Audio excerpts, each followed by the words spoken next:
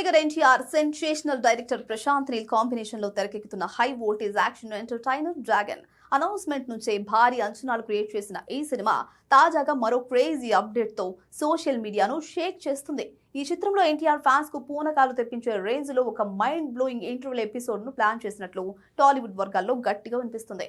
మామూలుగానే ప్రశాంత్ నీల్ సినిమాలో interval blocks next లెవెల్లో ఉంటాయి.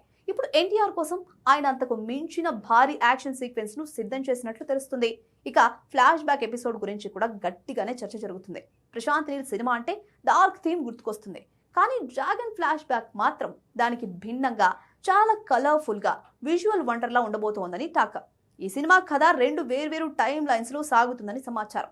ఈ రెండు టైం లైన్స్ కూడా ఓ రేంజ్ లో ఉంటాయని అంటున్నారు.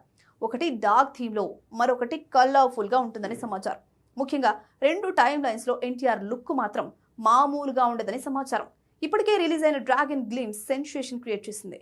ఇప్పుడు ఇంటర్వెల్ బ్యాంక్ రెండు టైం లైన్స్ అంచనాలను పెంచేస్తుంది.